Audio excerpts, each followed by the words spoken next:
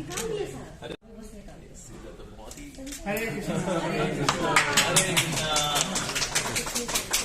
आइए सवारी अंदर।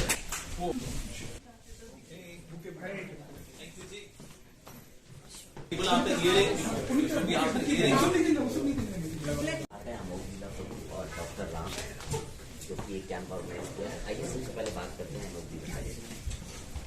हरे कृष्णा। हरे कृष्णा विशाल जी। हरे कृष्णा टू एवरीवन। हियरिंग और श्रवण और भक्ति का क्या संबंध है? ये बहुत ही गहरा संबंध है। आगे बढ़ने के लिए हमें सुनना तो होता ही है। और देखिए रात को हम सो भी जाते हैं ना, हमारी सारी इंद्रियां सोई होती हैं, हमारी आंखें सोई होती हैं, चमड़ी सोई होती है, एवरीथिंग इज स्लीपिंग। लेकिन अलार्म कौन सी इंद्रिय के लिए है? कानों के लिए। तो यानी कि ओली इंद्री जो है वो जगरी होती है। तो इसीलिए हम कानों पर रिलाई करते हैं उठने के लिए। तो अच्छा अज्ञानता से उठना हो या रात को सोते हुए उठना हो, हमें कानों में डिपेंड करना होता है। हमारी सोसाइटी का नाम भी है इस कान।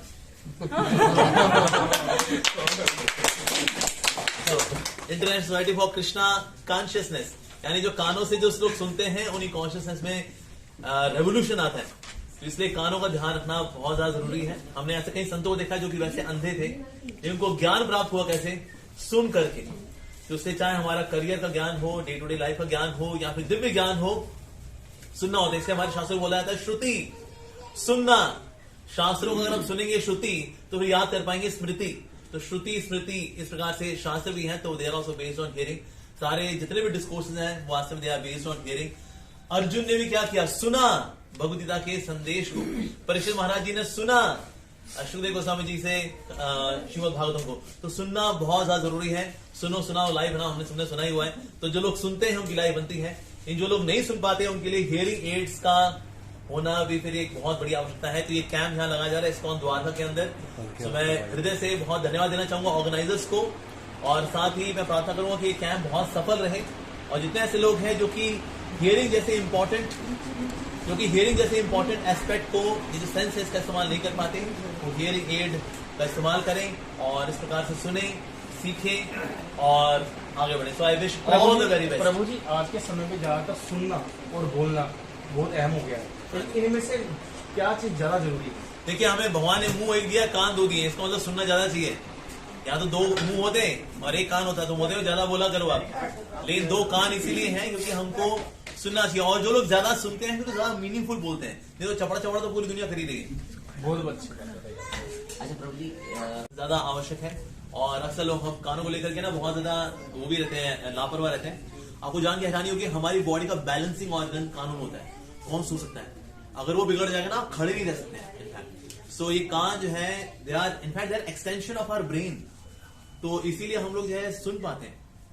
तो इसीलिए कानों को ध्यान रखना जरूरी है। मैंने देखा है लोग वैक्स होती है ना तो उसमें ईयरबड्स को घुसाया था, तो जो वैक्स बाहर है वो की और अंदर ठुस जाती है, and then they have more problems है। तो इसलिए ये सब कान के अंदर एक्सपेरिमेंट करना, घुमाना तीले से, अरे घुमा दो अंदर। तो भाई ear drum is very very delicate. ये भगवान का बनाया मास्टरपीस है अपने आप के अंदर।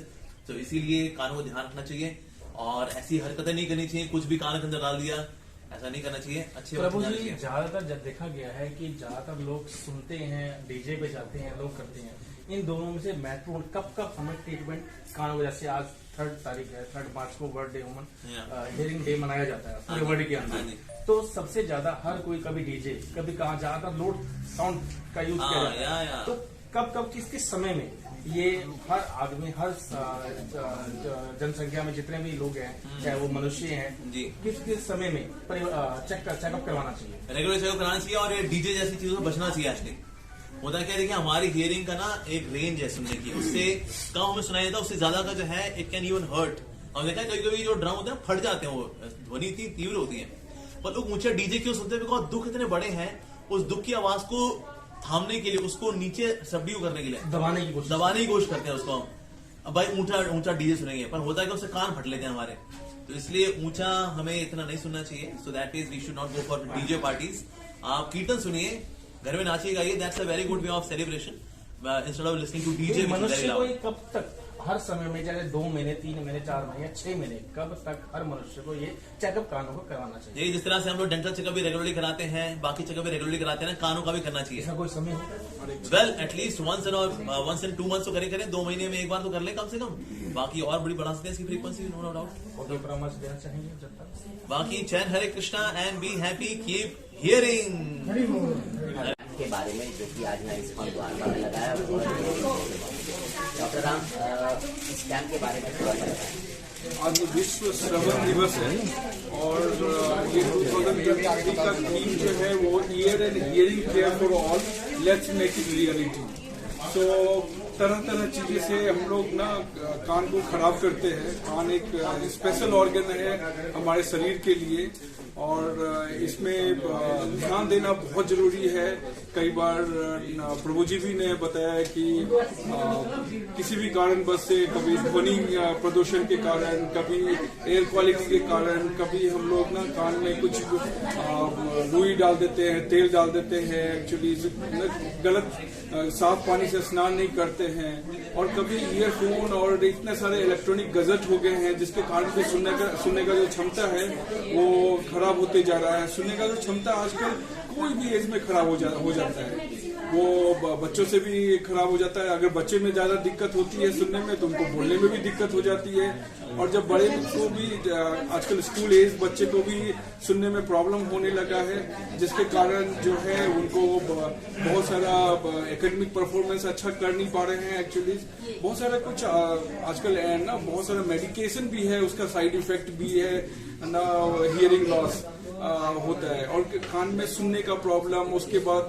ना आवाज आती है कान में, कभी चक्कर आता है, कभी सिर दर्द भी होती है, ये सभी प्रॉब्लम है। कभी इनिशियल स्टेज में क्या होता है कि कुछ साउंड जो है चा मा फा सा था साउंड सुनने में दिक्कत होती है, बाद में लगता है कि बहुत सारा साउंड सुनने में दिक्कत हो रही है, फिर लग रहा है कि पूरा सुनने में दिक्कत हो रही है, फिर समझने में दिक्कत होने लगती है, उनका मेमोरी भी थोड़ा वीक होने लगता है एक्चुअली, फिर सिर दर्द होने लगता है, फिर अपने आप को एक तरह से आइसोलेटेड हो जाते हैं, फिर ना कम्युनिटी में बात नहीं कर पाते हैं।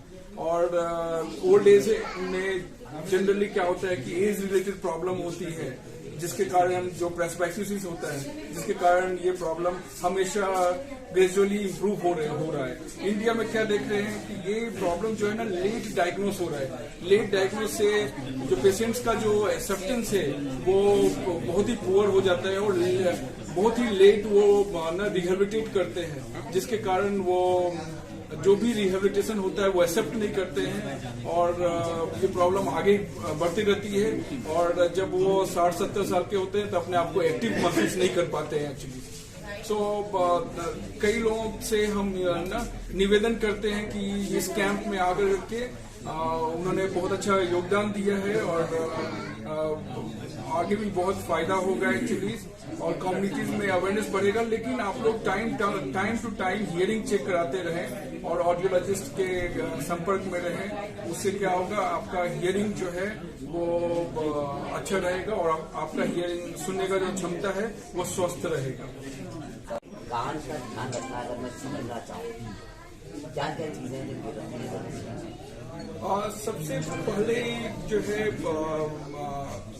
ये समझना चाहिए कि किस चीज कौन से कारण से, अगर स्टूडेंट्स हैं तो वो डीजे पार्टी में जाते हैं, कॉलेज स्टूडेंट्स हैं तो वो डीजे पार्टी में ज्यादा जाते हैं, ईयरफोन ज्यादा यूज करते हैं, आजकल एक्सरसाइज भी कर रहे हैं तो अपना हेल्थ बना रहे हैं, लेकिन वो ईयरफोन लगा करके एक्सरसाइजेस कर रहे हैं, स्टेज आवाज से वो सुन रहे हैं, और उसके बाद तरह तरह का ईयरफोन कान में उसको पोक कर रहे हैं, एक्चुअली उसको साफ करने के लिए पोक कर रहे हैं। तो ये सब, और ध्वनि प्रदूषण, एयर क्वालिटी भी एक, और प्लस बहुत सारे बिना डॉक्टर्स का संपर्क लिए हुए कोई मेडिसिन ले लेना, उससे हियरिंग लॉस हो जाता है।